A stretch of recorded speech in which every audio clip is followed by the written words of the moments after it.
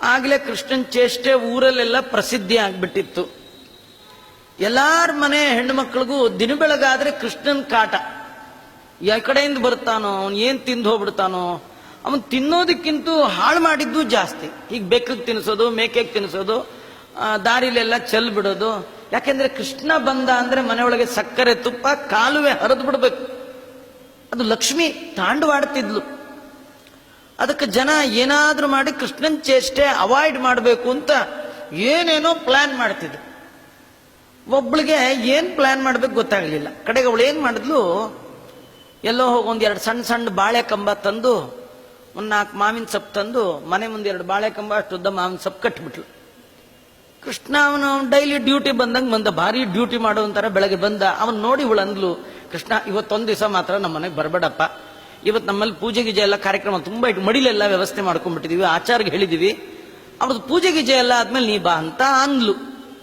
ಕೃಷ್ಣ ಅಂದ, ನೋಡು ಯಾರ ಮನೇಲಿ ಹಬ್ಬ ಮಾಡ್ಲಿ ತಿಥಿ ಮಾಡ್ಲಿ ನಾನ್ ಬರ್ಲೇಬೇಕಂದ. ನಾನ್ ಬರ್ದೆ ಹಬ್ಬನೂ ಆಗಲ್ಲ ತಿಥಿನೂ ಆಗಲ್ಲ ಅಂತ ನನ್ನನ್ನೇ ಬರಬೇಡ ಅಂತೀಯಲ್ಲ ನೀನು. ಕೃಷ್ಣ ಏನೋ ನೀನೇನ್ ಹೇಳ್ತೀವ ನಂಗೊಂದು ಅರ್ಥ ಆಗಲ್ಲ. ಒಟ್ಟು ನೀವು ಬಂದೆ ಅಂದ್ರೆ ಮನೆಯೆಲ್ಲ ಚೇಷ್ಟೆಮಯ. ಇವತ್ತೊಂದಿನ, ಇವತ್ತು ದೊಡ್ಡ ಕಾರ್ಯಕ್ರಮ ಹಬ್ಬ ಇಟ್ಕೊಂಡು ಮಡಿಲಿ ಆಚಾರ ಎಲ್ಲ ಬರ್ತಾ ಇದ್ದಾರೆ, ಅವ್ರದ್ದೆಲ್ಲ ಆಗ್ಬೇಕು ಅಂದಾಗ ಅವನಂದ ಯಾವ ಆಚಾರ್ಗೆ ಹೇಳಿದ್ಯಾ ಹೇಳು, ಅವ್ರಿಗೆ ಹೇಳ್ತೀನಿ ಬೇಗ ಬರ್ಲಿಕ್ಕೆ ಅಂತ. ಅವಳು ಯಾವ ಆಚಾರ್ಗೂ ಹೇಳಿಲ್ಲ. ಆದ್ರೂ ಯಾವ್ದೋ ಒಂದು ಊರಲ್ಲಿ ಇದ್ದೊಬ್ಬ ಆಚಾರ ಹೆಸರು ಹೇಳಿದ್ಲು. ಕೃಷ್ಣ ಪರಮಾತ್ಮ ಸೀದಾ ಆ ಆಚಾರ ಮನೆಗೆ ಹೋಗಂದ, ಆಚಾರ ಇವತ್ತು ನೀವು ಪೂಜೆಗೆ ಹೋಗ್ಬೇಕಿತ್ತಲ್ಲ, ಅವ್ರ ಮನೆಗೆ ಹೋಗ್ಬೇಡಿ, ಅವ್ರಿಗೆ ಪುರುಡು ಬಂದಿದೆ ಅಂದ. ಆಚಾರ ಅನ್ಕೊಂಡ್ರೆ ಅವಳು ಯಾವಾಗ ಹೇಳಿದ್ಲು ಏನೋ, ನಾನು ಮರ್ತು ಬಿಟ್ಟಿದ್ನೋ ಏನ್ ಕಥೆಯೋ, ಹೋಗ್ಲಿ ಪುರುಡು ಬಂತಲ್ಲ ಒಳ್ಳೇದಾಯ್ತು ಅಂತ ಅವ್ರು ಸುಮ್ಮನೆ ಆಗ್ಬಿಟ್ರು. ಈ ಕೃಷ್ಣ ಪರಮಾತ್ಮ ಓಡ್ಕೋತ ಬಂದ ಅವಳ ಮನೆಗೆ, ತೋರಣ ಕಟ್ಟದವಳ ಮನೆಗೆ. ಅಲ್ಲಿ ಬಂದ, ನೀ ಹೇಳಿದ್ಯಲ್ಲ ಗೋವಿಂದಾಚಾರ್ಯಗೆ ಅವ್ರಿಗೆ ಸೂತ್ಕ ಬಂದಿದೆಯಂತೆ, ಅವ್ರು ನನ್ನೇ ಪೂಜೆಗೆ ಹೋಗಿ ಕೇಳಿದ್ದಾರೆ, 10 ನಿಮಿಷಕ್ಕೆ ಬರ್ತೀನಿ ಪೂಜೆಗೆ ರೆಡಿ ಆಗು ಅಂದ. ಕೃಷ್ಣ ಪೂಜೆಗೆ ಬರೋದು ಅಂದ್ರೆ ಅಲ್ಲ, ಕೃಷ್ಣನ್ ಪೂಜೆ ಮಾಡೋ ಸ್ವಾಮಿಗಳು ಬರೋದಾದ್ರೆ 20-25 ಜನ ಶಿಷ್ಯರು, ಸ್ವಾಮಿಗಳನ್ನ ತಡಿಬೋದ್ರಿ, ಅವ್ರ ಶಿಷ್ಯರನ್ನ ತಡಿಯಕ್ಕಾಗಲ್ಲ ಅಲ್ವಾ. ಹಾಗಿರ್ತಾರ ಮಠಿಣಃ ಏವ ಪಠಾಣಃ ಅಂತ ಆಗಿರ್ತಾರ. ಒಳಗ್ ಬಂದ್ಬಿಟ್ರೆ ಎಲ್ಲಿ ಮಳೆ ಹೊಡೆದ್ ಬಿಡ್ತಾರೋ, ಎಲ್ಲಿ ಬೆಂಕಿ ಹಾಕ್ಬಿಡ್ತಾರೋ. ನಮ್ಮನೇಲಿ ಒಂದ್ಸತಿ ಹಾಲಲ್ಲೇ ಒಲೆ ಹಚ್ಕೊಂಡ್ಬಿಟ್ಟಿದ್ರು, ಹಾಲಲ್ಲಿ. ಏನ್ ಮಾಡ್ಬೇಕು ಹೇಳಿ, ಸ್ವಾಮಿಗಳ ಕಡೆಯವ್ರು ಏನ್ ಮಾತಾಡೋಂಗೆ. ಇನ್ನು ಕೃಷ್ಣ ಬರ್ತಾನೆ ಅಂದ್ರೆ ಊರಲ್ಲಿರೋರೆಲ್ಲ ಅವನ ಶಿಷ್ಯರೇ. ಈ ಸುಮ್ ಕೆಲ್ಸಕ್ಕೆ ಬರದೇ ಇದ್ರೆ ಏನಮ್ಮ ಗುರು ಏನಮ್ಮ ಚಿಚ್ಚ ಅಂತ ಇರ್ತಾರೆ. ಜಗತ್ತಿಗೆ ದೊಡ್ಡ ಗುರು ಕೃಷ್ಣ, ಅವನಿಗೆ ಇರೋರೆಲ್ಲ ಶಿಷ್ಯರೇ. ಬ್ರಹ್ಮಾದಿ ದೇವತೆಗಳಿಗೆ ಭಗವಂತನ ಶಿಷ್ಯರಾದ್ಮೇಲೆ ಆ ಊರಲ್ಲಿರೋ ಹುಡುಗರೆಲ್ಲ ಇವನ್ ಶಿಷ್ಯರೇ, ಇವನ್ ಸೈಜ್ನವ್ರೆ. ಅವ್ರಿಗೆಲ್ಲ ಅದೇನ್ ಮೆಸೇಜ್ ಕಳಿಸ್ತನೋ, ಯಾವ ಫೋನ್ ಇತ್ತೋ ಏನ್ ಗೊತ್ತಿಲ್ಲ, 2,000 ಜನ ಹುಡುಗರು ಬಂದ್ಬಿಟ್ರಂದ. ಅವ್ರಿಗೆಲ್ಲ ಮುಖಂಡ ಕೃಷ್ಣ. ಅದು ಎಲ್ಲಿ ಹಳೆ ಮಡಿ ಮಡಿಚಿಟ್ಟಿದ್ನೋ, ಕಾಶಿ ಪೀತಾಂಬರ ಉಟ್ಕೊಂಡ್ಬಿಟ್ಟ, ಒಳ್ಳೆ ಪೀತಾಂಬರ ಪಟ್ಟೆ ಮಡಿ ಉಟ್ಕೊಂಡಿದ್ದೆ, ಒಳ್ಳೆ ಮುದ್ರೆ ಗಿದ್ರೆ ಎಲ್ಲ ಹಾಕೊಂಡು. ಇದ್ಬ ತುಳಸಿ ಮಣಿ ಕೆಲವರು ಹಿಂಗ್ ಹಾಕೊಂಡಿರ್ತಾರೆ ಮೇಲೆ, ತುಳಸಿ ಮಣಿ ಇರೋದು ಒಳಗೆ ದೇವರ ಪ್ರೀತನಾಗ್ಲಿ ಅಂತ ಶರ್ಟ್ ಹಾಕೊಂಡು ಕೋಟ್ ಹಾಕೊಂಡು ಅದ್ರ ಮೇಲೆ ತುಳಸಿ ಮಣಿ. ಏನ್ ಆಶ್ಚರ್ಯ. ಕೃಷ್ಣ ಹಾಗೆಲ್ಲ ಮಾಡ್ಕೊಂಡ, ಎಲ್ಲ ಮಾಡ್ಕೊಂಡು ಅವ್ರ ಮನೆಗೆ ಬಂದೇ ಬಿಟ್ಟ. ಅವಳಿಗೆ ಗಾಬರಿ. ಒಬ್ಬ ನಿನ್ನ ಬರಬೇಡ ಅಂದ್ರೆ, ಕೃಷ್ಣನೊಬ್ಬನ್ನ ಅವಾಯ್ಡ್ ಮಾಡೋಣ ಅಂದ್ರೆ 2,001 ಜನ ಬಂದ್ಬಿಟ್ರು. ಕೃಷ್ಣ ಬಂದದ್ದೇ ತಡ, ಸ್ವಲ್ಪ ದಾರಿ ಬಿಡಮ್ಮ. ಕೃಷ್ಣ ಆ ಹುಡುಗರಿಗೆಲ್ಲ ಹೇಳ್ಬಿಟ್ಟ, ಆ ಮನೇಲಿ ಹೋಗಿ ಮಂತ್ರ ಗಿಂತ್ರ ಹೇಳಿ ಗಲಾಟೆ ಮಾಡಬೇಡಿ, ಈ ದಾರಿಲೇ ಹೇಳ್ಕೊಂಡು ಹೋಗ್ಬಿಡೋಣ ಅಂತ ಹೇಳಿ. ಈ ಸ್ವಾಮಿಗಳು ಬಂದ್ರೆ ದಾರಿಲೇ ಮಂತ್ರ ಹೇಳ್ತಾರಲ್ಲ, ಸ್ವಾಮಿಗಳಿಗೆಲ್ಲ ಸ್ವಾಮಿ ಇವನು. ಹೀಗಾಗಿ ಇವನು ಸುತ್ತ ಬರೋರೆಲ್ಲ ಒಳ್ಳೆ ವೇದಘೋಷ ಮಾಡ್ಕೊಂಡು ಬಂದ್ಬಿಟ್ರು.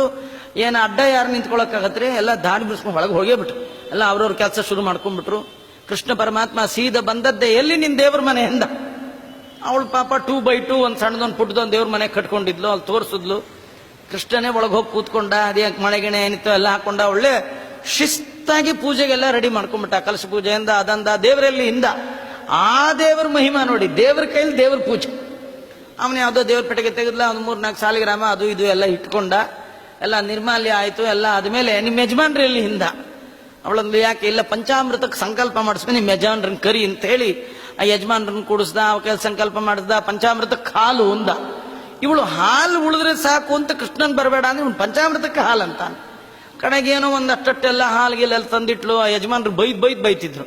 ಅಲ್ಲ ಬಂದಿದ್ರು, 1 ಲೀಟರ್ ಹಾಲ್ಗೆಲ್ಲಿ ಕುಡ್ಕೊಂಡು ಹೋಗ್ತಿದ್ದ. ಈಗ ನೋಡೋದು ಪ್ಲಸ್ ಮೊಸರು ಆಯ್ತು, ಪ್ಲಸ್ ಜೇನುತುಪ್ಪ ಆಯ್ತು. ಸುಮ್ಮನೆ ಇದ್ದಿದ್ರಿವೆಲ್ಲ ಪ್ರಾಬ್ಲಮ್ ಅಂತ ಹೇಳಿ ಗಂಡ ಹೆಂಡತಿಗೆ ತಿವಿದ. ಆಮೇಲೆ ಸುಮ್ಮನೆ ಏನ್ ಮಾಡ್ತಾ ನೋಡೇ ಬಿಡ್ತೀನಿ ಅಂತ ಹೇಳಿ ಅವಳು ಕೂತಿದ್ಲು. ಪಂಚಾಮೃತ ಶುರು ಆಗ್ಬೇಕು. ಕೃಷ್ಣ ಅಂದ, ಇದುವರೆಗೂ ಯಾವ್ಯಾವುದೋ ಮಠ ಗಿಟ್ಟಕ್ಕೆ ಹೋಗಿ ಪಂಚಾಮೃತ ನೋಡಿರ್ತೀರಿ. ನಮ್ಮ ತರ ಪಂಚಾಮೃತ ಮಾಡೋರ್ನ ನೀವು ಜಗತ್ತಲ್ಲೇ ನೋಡಿರೋಲ್ಲ, ಇನ್ನು ಮುಂದೆ ನೋಡೋದು ಇಲ್ಲ. ಈಗ ನಾ ಮಾಡ್ತೀನಿ ನೋಡು ಪಂಚಾಮೃತ ಅಂದ. ಅವಳಲ್ಲೂ ಏನೋ 1 by 1 ಹಾಕ್ತಾನೆ ಅಂತ. ಇಲ್ಲೇ ಇಲ್ಲ, ಅವನೇನ್ ಮಾಡ್ದ? ವಾದಿರಾಜರು ವರ್ಣನೆ ಮಾಡ್ತಾರೆ, ಆ ಗಂಡ ಹೆಂಡತಿ ಹುಡುಗರು ನೋಡ್ತಿದ್ದ ಹಾಗೆ ಕೃಷ್ಣನ್ 2 ಕೈ ಬದಲು 5-6 ಕೈಗಳು ಒಟ್ಟಿಗೆ ಬಂದ್ಬಿಡ್ತಾನೆ ಕೃಷ್ಣನಿಗೆ. ಏನ್ ಮಾಡಿದ್ದಾನ? ಪ್ರಗೃಹ್ಯ ಗಂಟಾಮ ಪರೇಣ ಪಾತ್ರಂ ಕರೇಣ ಚಾನ್ಯೇನ ಪಯಪ್ಪಿ ಬಂತಂ. ಒಂದ್ ಕೈಲಿ ಅವನೇ ಗಂಟೆ, ಅವನ ಕೈಲಿ ಅವನೇ ಜಾಂಟೆ, ಇನ್ನೊಂದ್ ಕೈಲಿ ಹಾಲು, ಇನ್ನೊಂದ್ ಕೈಲಿ ಮೊಸರು ಎಲ್ಲ ತಗೊಂಡ. ಒಂದ್ ಕೈಲಿ ಹೂವು ತಗೊಂಡಂತ, ಒಂದ್ ದಳ ಹೂವ. ಹಾಲ್ಗದ್ದದು ದೇವ್ರಿಗೆ ಪ್ರೋಕ್ಷಣೆ, ಉಳ್ದದ್ ಬಾಯಿಗೆ ಹಾಕೊಳ್ಳೋದು. ಈಗ ಸತ್ಯನಾರಾಯಣ ಪೂಜೆ ಅರ್ಜೆಂಟ್ ಇದ್ರೆ ಹಿಂಗ್ ಪ್ರೋಕ್ಷಣೆ ಮಾಡಿ ಮಾಡಿ ಮುಗಿಸ್ಬಿಡ್ತಾರೆ ಅಲ್ವಾ? ನಿಮ್ಗೂ ಬಚ್ಚನ್ ಮನೆಗೆ ಕರ್ಕೊಂಡು ಹೋಗ್ಬಿಟ್ಟು ತೊಮ್ಗೆಲ್ ನೀರು ತುಂಬಿಕೊಂಡು ಹಿಂಗ್ ಪ್ರೋಕ್ಷಣೆ ಮಾಡಿ ಬನ್ನಿ ಸ್ನಾನ ಆಯ್ತು ಅಂದ್ರೆ ಆಗತ್ತೆ? ನಮ್ಗೆ ಹಾಗೂ ಆಗತ್ತೆ ಅಂತ ಒಪ್ಕೊಳ್ಳೋನಿದ್ರೆ ಅದು ಭಗವಂತ ಮಾತ್ರ. ದೇವರಿಗೆ ಪ್ರೋಕ್ಷಣೆ ಮಾಡಿದ್ರು ಆಯ್ತಪ್ಪ, ಪಂಚಾಮೃತ ಆಯ್ತು, ಸುಲಭನೋ ಹರಿ.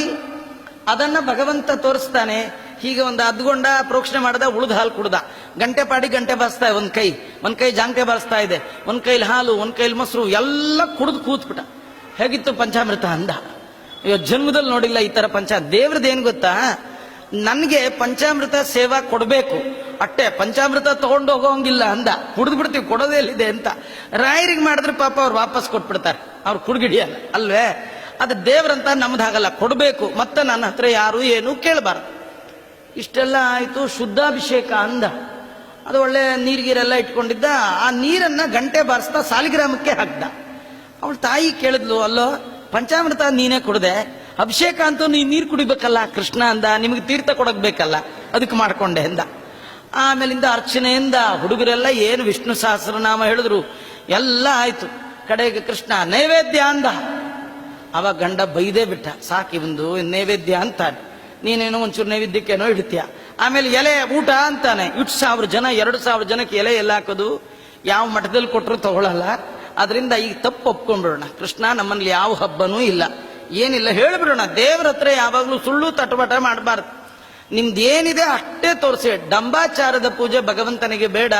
ಅವನು ಏನ್ ಕೊಟ್ಟರು ಒಪ್ಕೊಳ್ತಾನೆ. ಎಳ್ಳಷ್ಟಿಟ್ರು ಕೂಡ ಸಂತೋಷ ಪಡುವ ಒಬ್ಬನೇ ಒಬ್ಬ ದೇವರು ಅಂತಿದ್ರೆ ಅದು ಭಗವಂತ ಮಾತ್ರ. ಇನ್ಯಾವ ದೇವತೆಗಳು ಹಾಗೆ ತೃಪ್ತಿ ಪಡಲ್ಲ. ನೀವು ಗಣಪತಿ ಹತ್ರ ಹೋದ್ರೆ ಕಡ್ಬೆ ಇಡು ಅಂತಾನೆ, ಗರ್ಕೆನೆ ತಗೊಂಡ್ ಬಾ ಅಂತಾನೆ, 21 ನಮಸ್ಕಾರ ಮಾಡು ಅಂತಾನೆ. ಮಹಾಲಕ್ಷ್ಮಿ ಬಂದ್ರೆ ಹೋಳಿಗೆ ಆಗ್ಲೇಬೇಕಂತಾಳೆ. ನಮ್ ಕೃಷ್ಣ ಪತ್ರಂ ಪುಷ್ಪಂ ಫಲಂ ತೋಯಂ, ಏನ್ ಎಲೆ ಇಡು, ಬಳ್ಳಿ ಇಡು, ನೀರ್ ಹಾಕು, ತುಳಸಿ ಇಟ್ಬಿಡು, ಒಂಚೂರು ನೀರು ಕಲ್ಸಕ್ರೆ ಸಾಕು, ನನ್ನ ಹೊಟ್ಟೆ ತುಂಬಿತು ಅಂತ. ಎಳ್ಳಷ್ಟಿಟ್ರು ತೃಪ್ತಿ ಪಡೋ ಒಬ್ಬ ದೇವರಿದ್ರೆ ಸುಲಭದ ದೇವರು ಅದು ಕೃಷ್ಣ ಮಾತ್ರ, ಮತ್ತಾರೂ ಇಲ್ಲ. ಕೃಷ್ಣ ಅದನ್ನ ಒಪ್ಕೊಂಡ್ಬಿಡೋಣ ಅಂತ ಹೇಳಿ ಗಂಡ ಹೆಂಡತಿಗೆ ತುಂಬಾ ಜೋರ್ ಮಾಡ್ದ. ಹೆಂಡತಿಗೂ ಅನ್ನಿಸ್ತು, ಸುಮ್ಮನೆ ಇನ್ಯಾಕೆ ಈಗಲೇ ಬೈಸ್ಕೊಂಡಿದ್ದೀನಿ, ಇನ್ ಕೈಗೆ ಎತ್ತದ್ರ ಕಟ್ಟ ಅಂತ ಹೇಳಿ ಗಂಡ ಹೆಂಡತಿ ಇಬ್ರು ಹೋಗಿ ಕೃಷ್ಣನ ಕಾಲಿಗೆ ನಮಸ್ಕಾರ ಮಾಡಿ, ಕೃಷ್ಣ ಏನೋ ಗೊತ್ತಿಲ್ಲಪ್ಪ, ತಪ್ಪು ಮಾಡ್ಬಿಟ್ವಿ, ನಮ್ಮಲ್ಲಿ ಇವತ್ತೇನು ಹಬ್ಬ ಇಲ್ಲ, ಯಾವ ಆಚಾರಗೂ ಹೇಳಿಲ್ಲ. ಯಾವ ಆಚಾರ ಬರ್ದಿದ್ರು ನೋಡಿ ಹತ್ರ, ಅಡಿಗೆಯವ್ರು ಬರ್ದಿದ್ರೆ ಅಡಿಗೆಯವ್ರು ಹೇಳಿದ್ರಲ್ವಾ ಬರ್ಲಿಕ್ಕೆ, ಯಾವ ಅಡಿಗೆಯವ್ರಿಗೂ ಹೇಳಿಲ್ಲ, ಏನಿಲ್ಲ. ನೀವು ನೋಡಿದ್ರೆ ಇಷ್ಟು ಜನ ಬಂದ್ಬಿಟ್ಟಿದ್ರಿ, ಒಬ್ಬೊಬ್ರು ಹುಡುಗರು ಏನ್ ಸಾಮಾನು 2 ಸೇರ್ ಅಕ್ಕಿ ಹೊಡಿಯೋ ಹಂಗೆ ಕಾಣ್ತಾ ಇದ್ದೀರಿ, ಎಲ್ಲಿಂದ ತರಬೇಕು, ನಮ್ಮನ್ನು ಬಿಟ್ಬಿಡಿ, ಕ್ಷಮ ಮಾಡ್ಬೇಕು, ನಮಸ್ಕಾರ ಮಾಡದೆ ಕೃಷ್ಣ ಅಂದ. ಈಗ ನೈವೇದ್ಯದ ತನಕ ಪೂಜೆಗೆ ಬಂದ್ಬಿಟ್ಟಿದ್ದೀನಿ, ಈಗ ಬಿಟ್ಬಿಡಿ ಅಂದ್ರೆ ಈ ಅರ್ಧಂಬರ್ಧ ಪೂಜೆ ಮಾಡೋ ಕಾರ್ಯಕ್ರಮ ನಮ್ದಿಲ್ಲ. ನಾವು ಒಂದ್ಸತಿ ಹಿಡಿದ್ರೆ ಮುಗಿದೋಯ್ತು, ಅದು ಪೂರ್ಣ ಮುಗಿಸೇ ಹೋಗೋದು. ನೈವೇದ್ಯ ಬೇಕು ಅಂತ ಹೇಳಿದ್ ನಿಜ, ನೀ ತಂದ್ರೆ ಮಾಡಲ್ಲ. ನಮ್ ಕಡೆಯವ್ರು ನೈವೇದ್ಯ ಮಾಡೋರು ಇದ್ದಾರೆ, ಪಕ್ಕಕ್ಕೆ ಬಾ ಅಂದ್ರೆ ಅಲ್ಲಿ ಸಾಕ್ಷಾತ್ ದುರ್ಗಾದೇವಿ ಬಂಗಾರದ ಹರಿವಾಣದಲ್ಲಿ ನೈವೇದ್ಯಕ್ಕೆ ತಂದಿದ್ದಾಳೆ. ಎಲ್ಲರಿಗೂ ಆಶ್ಚರ್ಯ. ಕೃಷ್ಣ ಪರಮಾತ್ಮ ನೈವೇದ್ಯ ಮಾಡ್ದ. ಆ ಹುಡುಗರೇ ಎಲೆ ಹಾಕ್ಬಿಟ್ರು, ಒಂದೇ ತಟ್ಟಲ್ಲಿ ಬಡಿಸ್ತಾರೆ, ಬಡಿದು ಎಲ್ಲ ಬರ್ತಾ ಇತ್ತು. ಅಕ್ಷಯ ಪಾತ್ರೆ ಒಳಗೆ ಎಲ್ಲ ಬರ್ತಿತ್ತು. ಅಂದ್ಮೇಲೆ ದುರ್ಗಾದೇವಿ ಕೈಯೊಳಗೆ 2000 ಜನಕ್ಕೆ ಪುಷ್ಕಳವಾದ ಭೋಜನ, ಒಳ್ಳೊಳ್ಳೆ ಬಂಗಾರದ ನಾಣ್ಯದ ದಕ್ಷಿಣೆ. ಆ ಯಜಮಾನನ ಕೈ ಕೃಷ್ಣಾರ್ಪಣ ಹೇಳು ಅಂದ. ಕೃಷ್ಣಾರ್ಪಣ ಅಂದ್ರು, ಎಲ್ಲ ಆಯ್ತು. ಊಟ ಆದ್ಮೇಲೆ ಕೃಷ್ಣ ಅಂದ, ಹೇಗಿತ್ತು ನಮ್ಮ ಪೂಜೆ ಎಂದ. ಅವ್ ಗಂಡ ಅಂದ, ಡೈಲಿ ಬಂದ್ ಮಾಡ್ಕೊಂಡು ಹೋಗ್ಬಿಡು ನೀನೇ ಒಂದಂತೆ. ಇಷ್ಟು ಒಳ್ಳೆ ಪೂಜೆ, ಇಷ್ಟು ಒಳ್ಳೆ ಊಟ ಯಾರಿಗುಂಟು ಯಾರಿಗಿಲ್ಲ. ವಾದಿರಾಜರು ಎಲ್ಲ ಕತೆ ಸಂಗ್ರಹ ಮಾಡಿ ಒಂದೇ ಶ್ಲೋಕದಲ್ಲಿ ಪ್ರಗೃಹ್ಯ ಗಂಟಾಮ ಪರೇಣ ಪಾತ್ರಂ ಕರೇಣ ಚಾನ್ಯೇನ ಪಯಪ್ಪಿ ಬಂತಂ ನಿಶಮ್ಯ ಪಿತ್ರಾಣಿ ಚ ತರ್ಪಯಂತಂ ಸುಸ್ಮಿತಾ ಕ್ವಾಪಿ ಬಭೂವ ತೂಷ್ಣೀಂ. ಈ ಗೋಪಿಕಾ ಸ್ತ್ರೀ ಭಗವಂತ ಮಾಡಿದ ಅದ್ಭುತವಾದ ವ್ಯಾಪಾರವನ್ನ ನೋಡಿ ಆಶ್ಚರ್ಯ ಪಡ್ತಾ ಇದ್ದಾಳೆ. ಕೃಷ್ಣ ಪರಮಾತ್ಮ ಮತ್ತೆ ಯಾರ ಮನೆಗೆ ಹೋಗಿ ಏನ್ ಮಾಡ್ದ ನಾಳೆ ನೋಡೋಣ ಅಂತ ಹೇಳ್ತಾ, ಶ್ರೀಕೃಷ್ಣ ಅರ್ಪಣಮಸ್ತು. ಸರ್ವೇಂದ್ರಿಯ ಪ್ರೇರಕೇಣ ಶ್ರೀ ಪ್ರಾಣಪತಿನೇರಿತ ಯದವೋಚ ಮಹಂತೇನ ಪ್ರಿಯತಾಂ ಕಮಲಾಲಯ. ಮಧ್ವೇಶ ಅರ್ಪಣಮಸ್ತು. ಕೃಷ್ಣ ಅರ್ಪಣಮಸ್ತು.